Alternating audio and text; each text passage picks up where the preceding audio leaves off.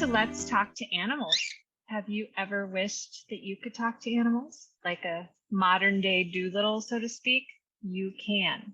I'm here to tell you that you can. My name is Shannon Cuts. I'm with Animal Love Languages. This is Pearl Cuts, my 22-year-old feathered sidekick. He never misses an episode. And we were just telling Miss Trisha that you've been with me since you were 5 weeks old, right? Yeah, where mommy goes, Pearl goes, right? Yeah. Yep. So here we are for another wonderful episode of Let's Talk to Animals. I've shared this story quite a number of times, but I will never forget, right after I had my very first experience of talking to animals, my first thought was, everyone can do this. And that's exactly where this podcast and YouTube series came from. I felt so inspired to share the good news, so to speak, with others. And to do that, to help me do that, I've invited Trisha Wren to join us today. Before I forget, because sometimes I do, all the way until the end, you can find Trisha at trishawren.com. That's TRISHAWREN.com. Just to make sure you have it in case you have to jet early. We are going to be chatting about Trisha's process and her progress and her experience and evolution as an animal communicator that evolved out of her work and her lifelong love of horses. So welcome, Trisha. Thank you so much for donating your time and you're generously agreeing to share your wisdom with us today on the podcast and the vlogcast. Thank you. Thanks for having me. So happy to be here. I'm here in the US. You are in New Zealand. And I am, but in case anyone's confused by the accent, I am Scottish. Love it. I love it. I love it. I visited Scotland in May. Oh, nice. When I was still at university, which was a very, very long time ago. But it was so magical. It was so wonderful. And even though it was actually kind of drizzly and rainy there at the time, everybody was eating soft serve ice cream everywhere we went. It was super crazy. I loved it. I would love to go back. And I have never visited New Zealand and I would love to go. But that is not what we are here to talk about today, and I am easily distracted. So what I'd really love to do is just kind of open it up. Of course, a lot of folks that are listening to this podcast or finding us on YouTube have an interest in animal communication. As many animal communicators as there seem to be in the world, we never have enough. We always need more. And there are lots and lots and lots of folks that still don't even realize that we exist, or that animal communication is a birthright gift. It's something that connects us to every other being and all the energies that are on our planet and surround our planet. And it is, it's kind of it's one of the most beautiful ways to experience being alive. So much of me that I never even knew was there only opened up when I started learning how to tap into this universal language. So that's where I always like to start with these podcasts and is to just ask, what happened? Like, how did you know that talking to horses, talking to animals was even a thing, Oh, well, I'm not sure that I did really. Okay. But I think for me, it all started when I started looking for more holistic and sympathetic ways of working with my horses. I read lots, I researched all sorts of different things to try and find what felt right to me. I remember that around that time, a friend came across an animal communicator and said, why don't we get this lady to come and talk to our horses?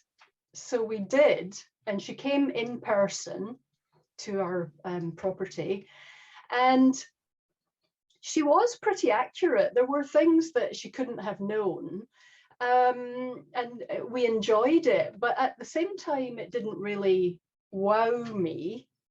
And I think that and I think a lot of people still do this, I kind of saw it as a bit of a party trick. You know, it was a one-off, it was just something different to do, rather than something that could actually be of ongoing help or something that I might be able to do. So I guess that in a way, with hindsight now, that has kind of shaped why I specialize in horses and why I work the way that I do, but we can come back to that. But that was kind of the start for me. I mean, after that, I did, at some point after that, I went on a weekend animal communication course. Again, I was sort of searching for answers and trying to figure out, because I had a difficult horse. I still have her, actually. Here we go. Here we go. Yeah, she came to New Zealand with us. She's 30 now. I've had her all her life. And yeah, we had a very difficult phase, and I could not figure out what the problem was. And so in all my searching and trying to find out, you know, what I needed to do and what the heck she was trying to tell me. What was going on? I went on this animal communication course, sort of a 2-day weekend thing, and it was all small animals, obviously. There was, I don't know, cats and rabbits and things like that, and photos. And you know, you get led through exercises, and I did have some success, but again, it didn't didn't really click into place or wow me. And I found that when I went home, I couldn't replicate it on my own. Yeah, what really made everything fall into place for me was joining a meditation group. Fantastic. I tried meditating many times over the years, and I just couldn't do it. Yeah.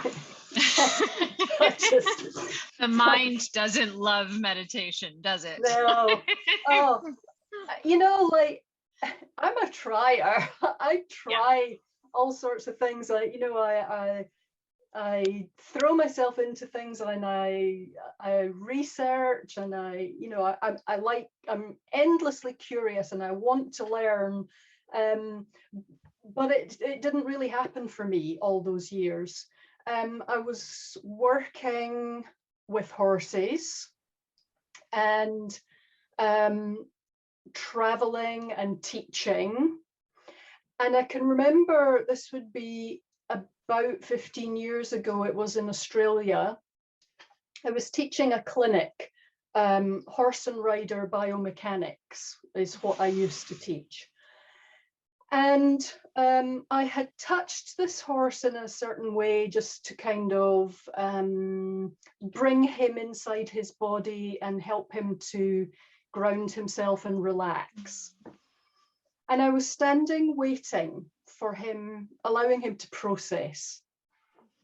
And somebody who was watching in the audience called down, "Oh, Trisha, you can so hear what he's saying to you." And I went, "Yeah, really?" Do tell.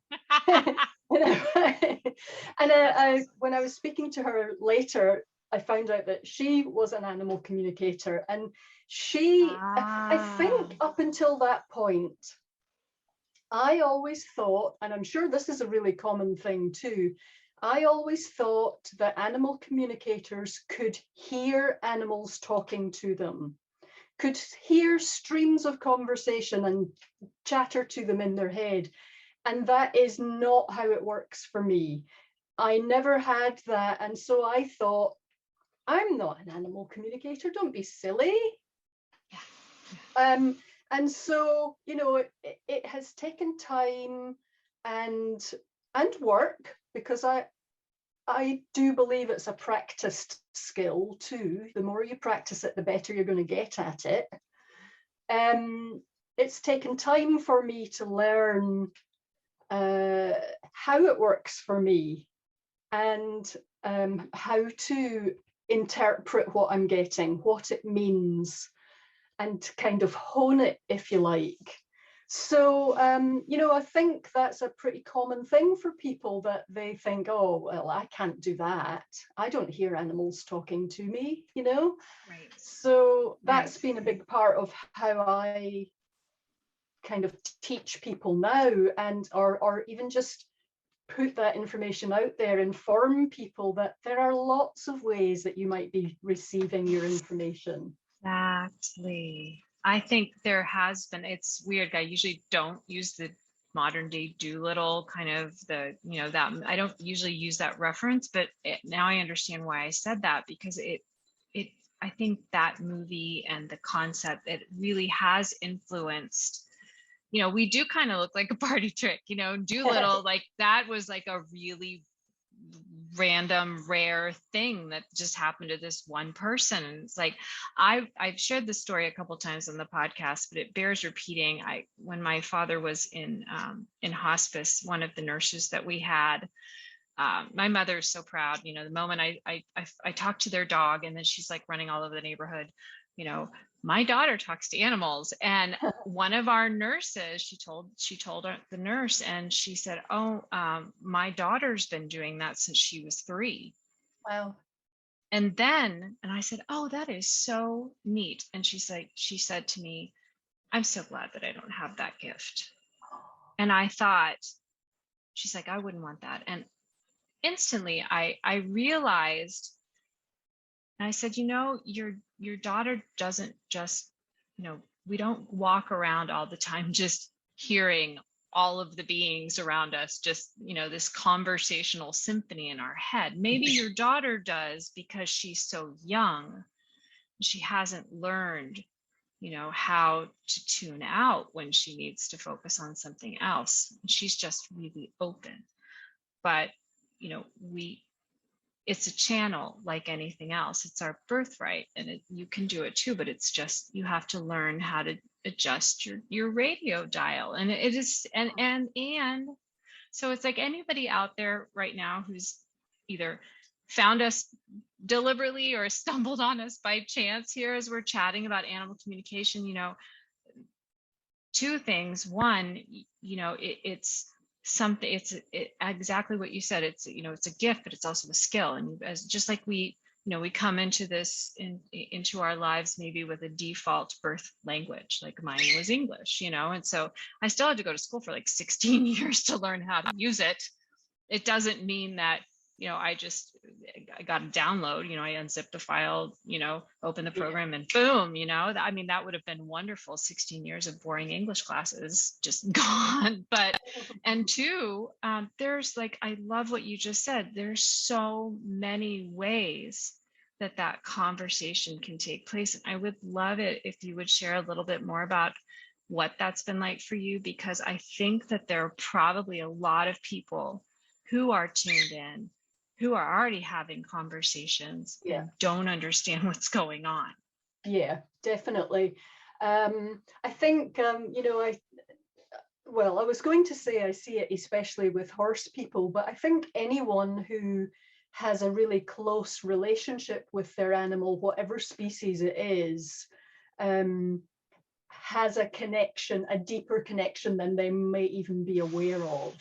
Because horse people, for instance, get really good at learning what the horse's body language means. What does it mean when it flicks its tail, or when it pins its ear, or any of those things. What different facial expressions mean. So you can be having a sort of silent communication with your animal, even just via those things. Oh, he's not very happy today. I bet that's because I blah blah blah.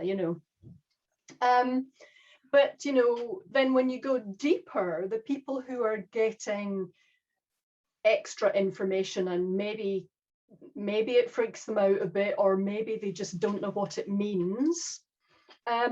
It can be things like, you know, you might hear a word, a sentence, you might get colors.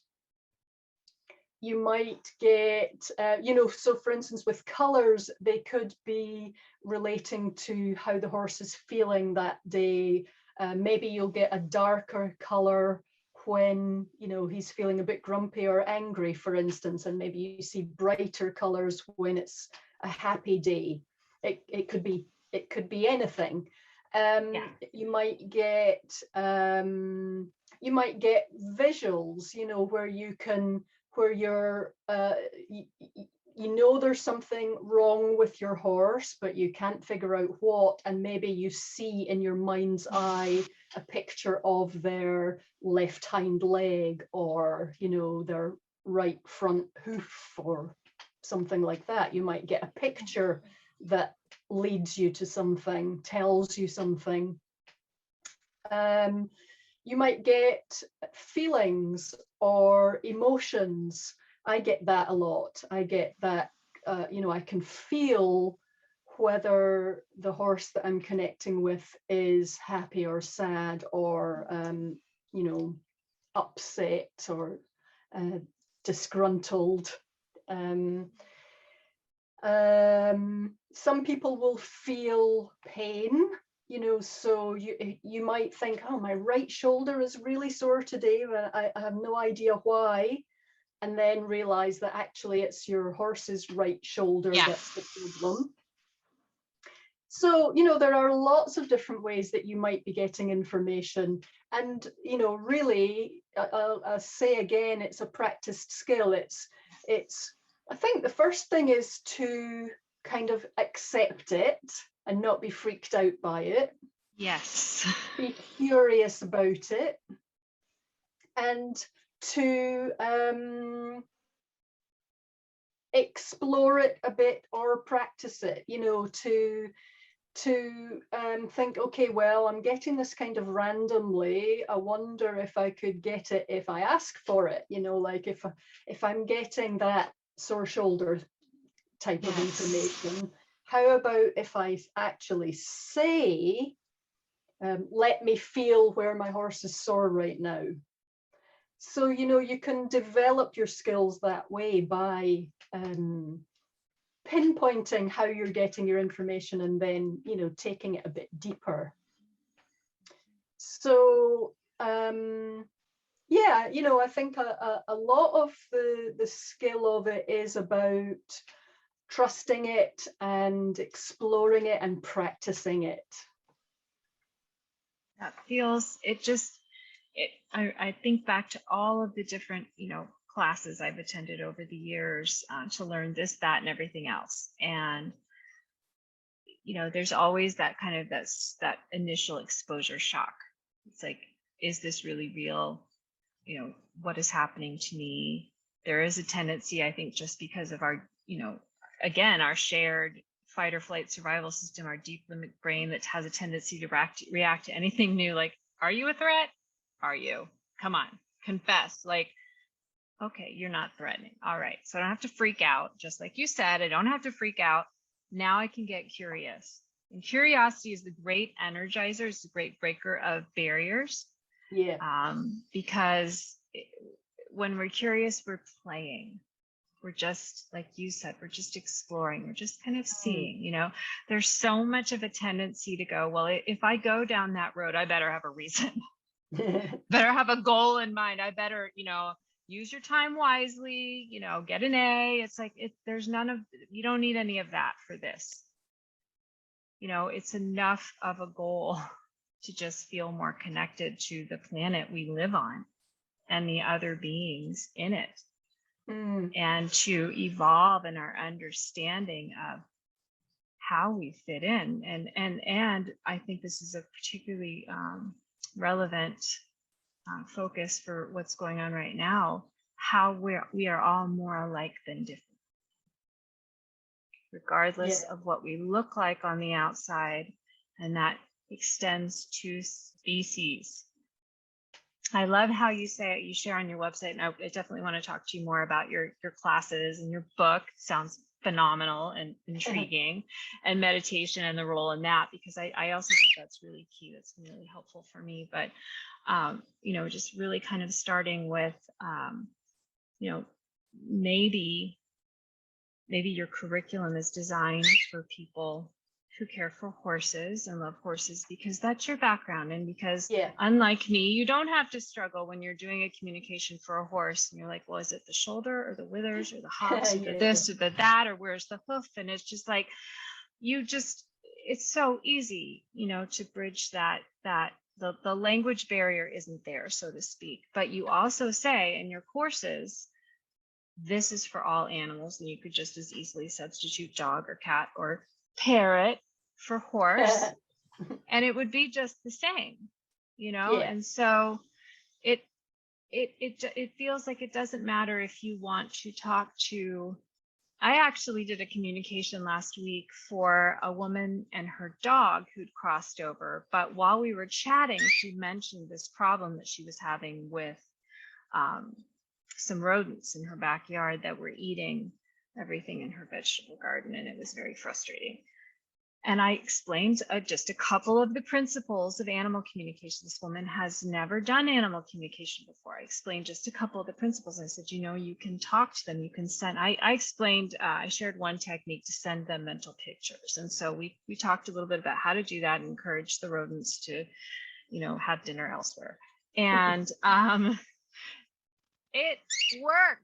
Like 2 days later, all the rodents are gone. Their hawk has moved in, you know, so we know where some of the rodents went, right? But it's just, sorry guys, but seriously, it's like sometimes it can be, what I want everyone listening and watching to hear and take in is that it can actually be that quick and that easy.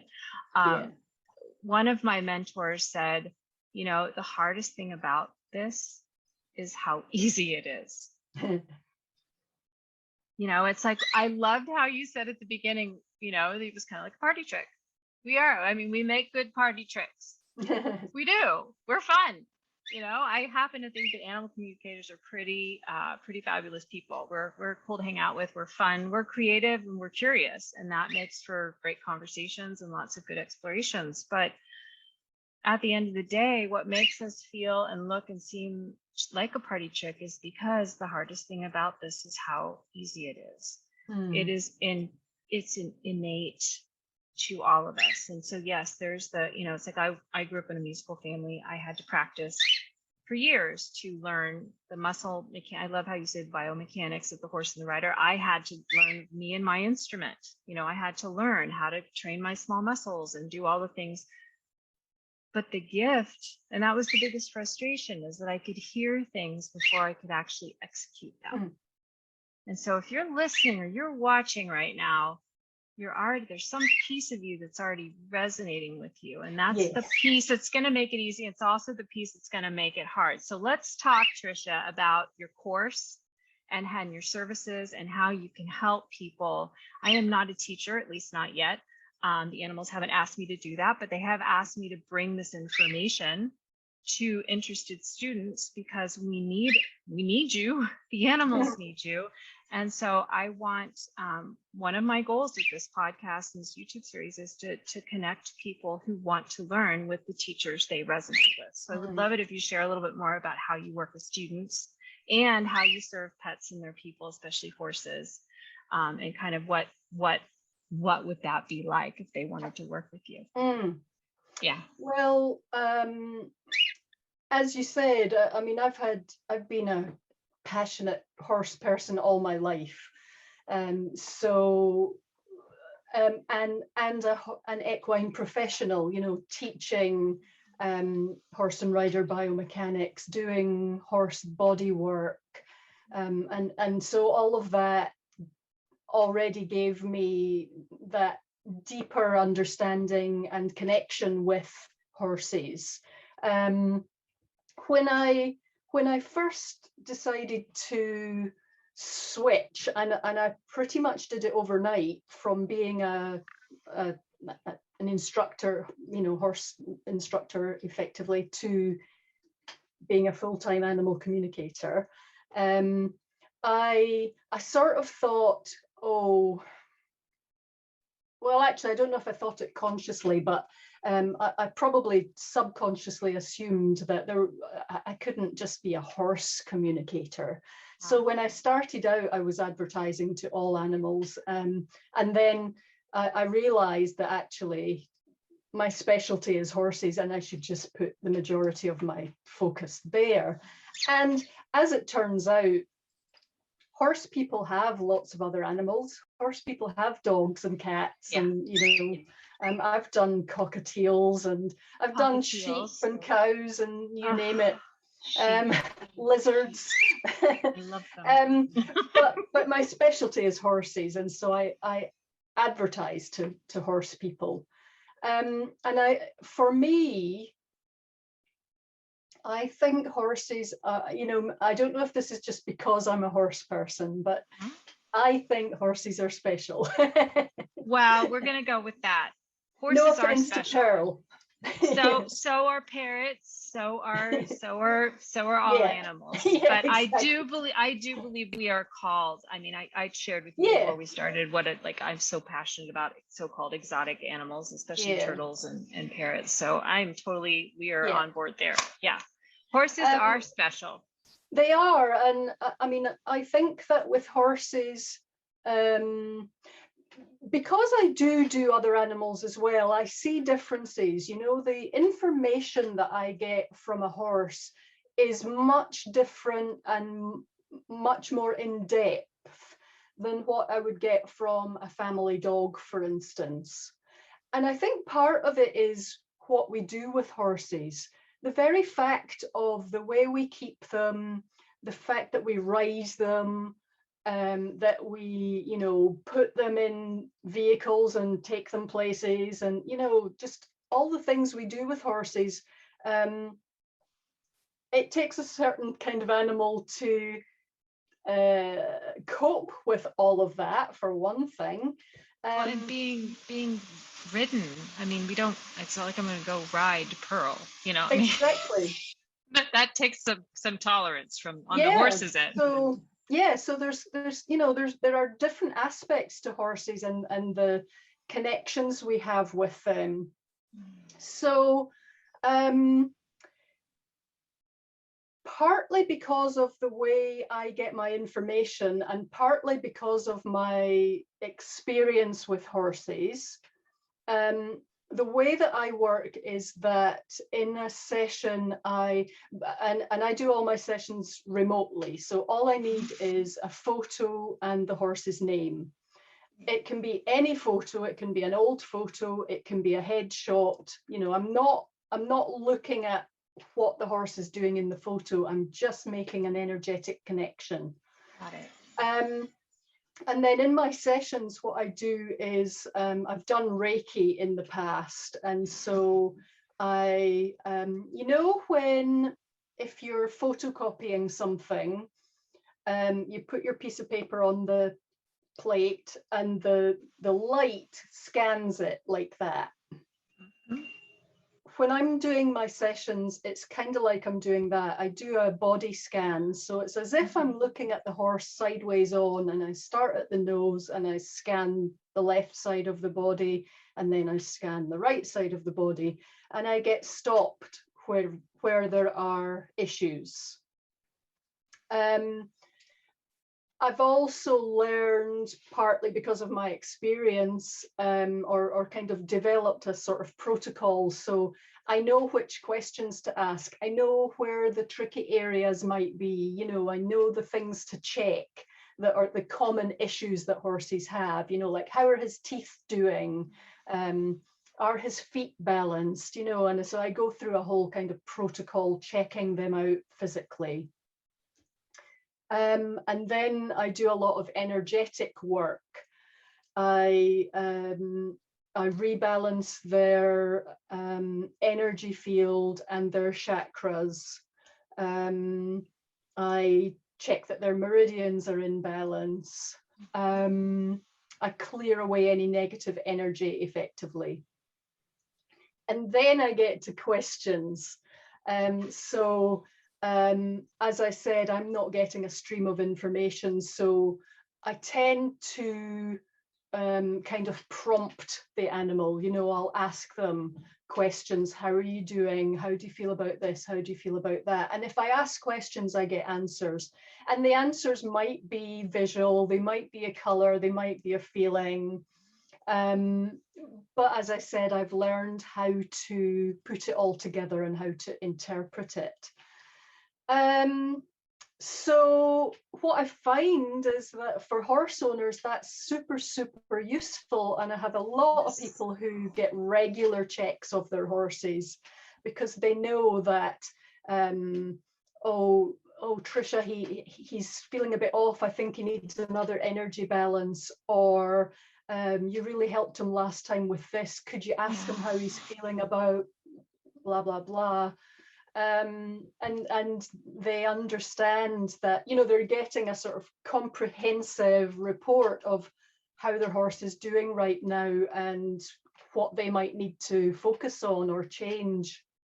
And it's really rewarding because I know, it's like you said a minute ago, that anyone who's watching this is already interested, right, in some way. Well, that's probably the biggest thing I love about my work, is that I don't get the sort of naysayers, or, you know, the people that think this is crazy. I only get people who want to help their horses, and that's really cool and really rewarding. I mean, that's such a huge important point, because, you know, there is still, even though with everything that we're going through right now, just on a planet, and just the driving need to save and conserve and protect and cherish what we have here. I mean, Mars sounds great, but we have a really great planet right here, right? And it would be super cool if at least some of us got to stay. And so, you know, there is this rising tide of interest in, let's dig deeper, let's go beyond, you know, what we can comprehend and interpret with our minds. Let's start using all of our senses, and that means working with energy, and that means understanding from the networks of fungi that you know support the trees and the plant life, to why are all the other animals like seeming to be in sync, and we're the only ones that are consistently kind of, you know, swimming upstream here, just us and the salmon. But I mean, but they know why, you know, and it's like, we have no idea. Most of us have no, why did I just do that? Why did I just say that? Why didn't I say that? You know, and just feeling so lost wherever it feels like the planet would just be ticking along just fine without us, you know. And so, you know, there is still that contingent, you know, that are skeptical at best, and just, you know, I would say probably, you know, distrustful, or just, you know, doubting, or just scared, because opening up is going to turn everything that they think they know 180 degrees, and that's super scary. And I totally get that. Like, we don't want to rush into things like that. Can be super scary, you know, but it's like, it's also setting our intention. It's like, are we here to convince, or are we here to do good?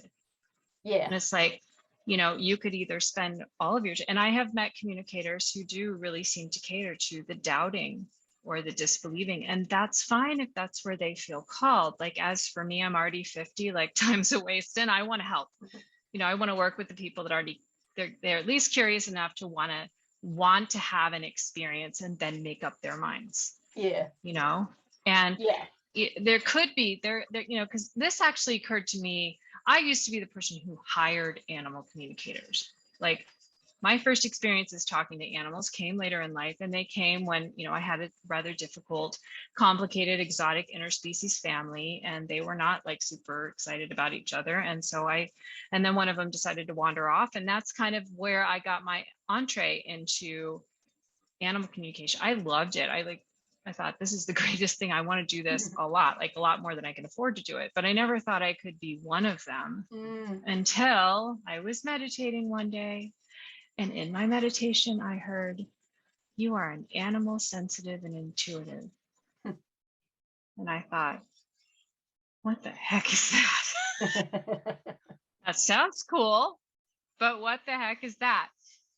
And of course, when I started to learn more and explore that, then I'm thinking to myself, well, why don't I just talk to my own animals all the time? I'm learning to do this. So let's talk for a minute about, there's two things going on right now with the work that you're doing. You're connecting with people who have horses who want you to help them build a closer relationship, and you're teaching people how to do this work for themselves.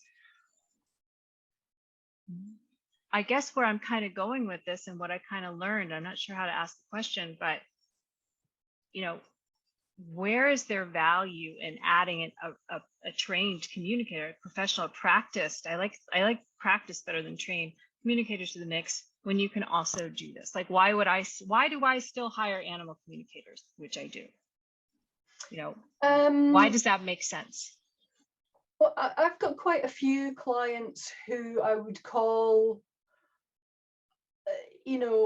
pretty spiritual, connected people with horses who still get me to check in with them. I think one thing is I don't talk to my own horses very often at all, or my dogs. I've got 2 dogs under my feet as you speak. I think it can be harder to speak to your own animals, because when they're yours, you've got all that history with them, you've got that personal relationship with them, and it's much, much harder to tune in a clear, unbiased, unemotional way. And all those things can color the information that you're getting, or whether you trust the information. And so one of the big benefits of getting someone else to do it for you is that, I find it really easy to be impartial because I have no connection to that horse, even if it's one that I've spoken to often, or even if they belong to someone that I know. It's really easy for me to be separate from it, and to just lay it out. Here's what I got.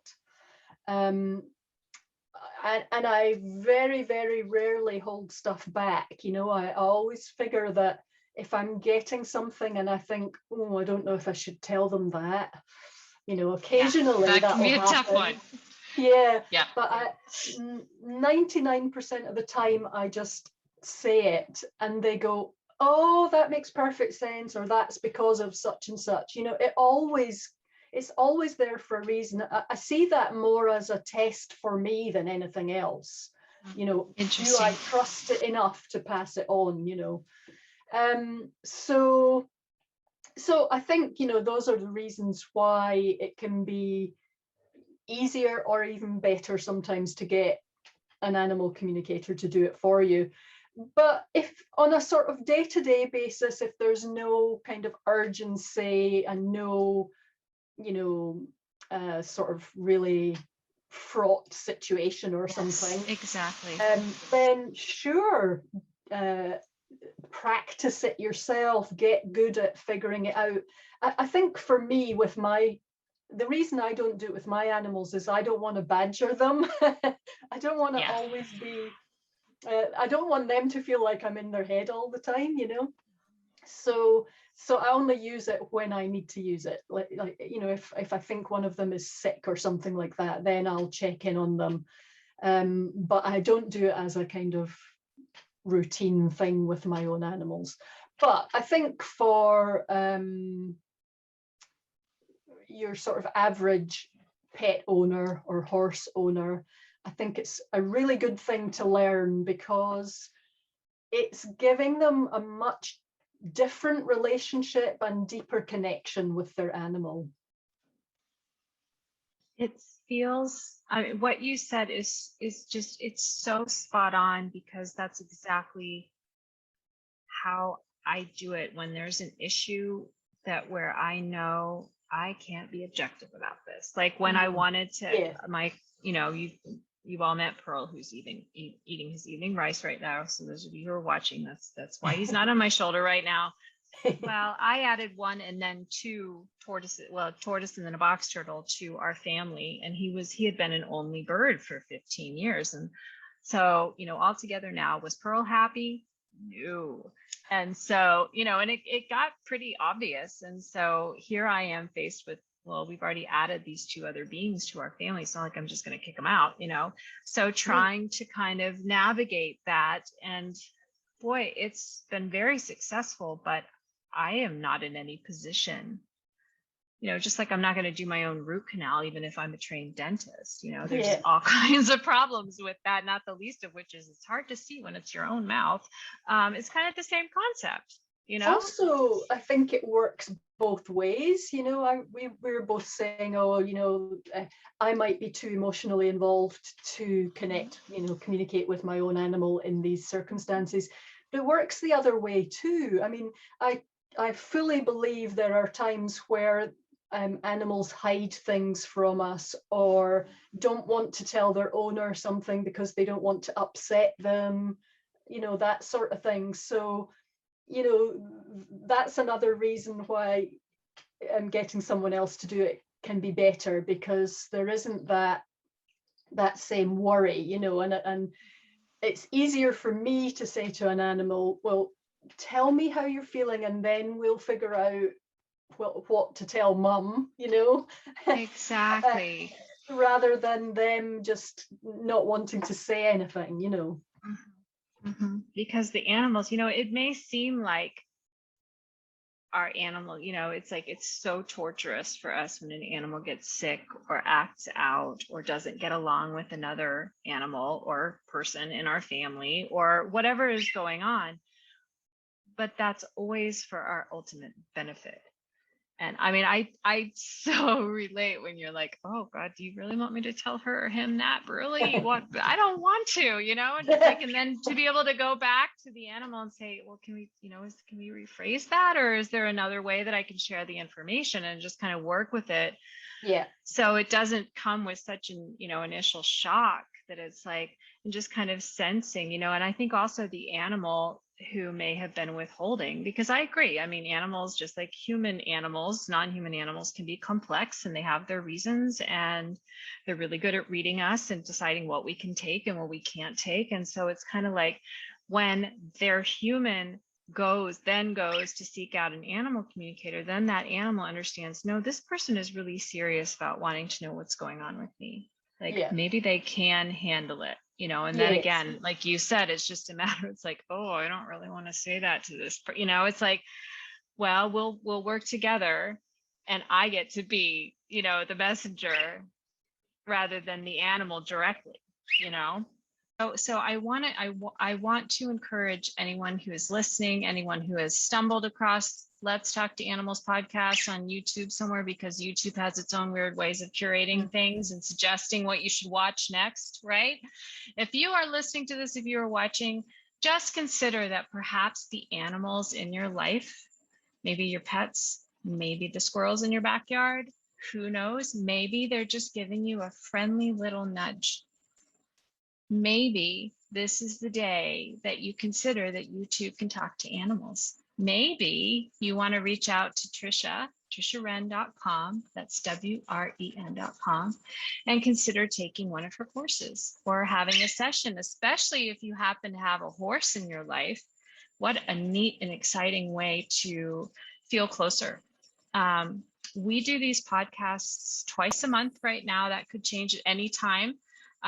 Never underestimate my ability to pack my schedule with more podcasts than I can edit, but we will definitely be here twice a month. You can learn more about our podcast series at animallovelanguages.com/podcast. I too am an animal, sensitive and intuitive. That's a whole other story. Communicator and Reiki master. So from one Reiki practitioner to another, I adore that we're connecting together. And I just want to encourage you to continue to stay tuned, and we'll be back very soon with another podcast and YouTube series episode. Okay, bye for now.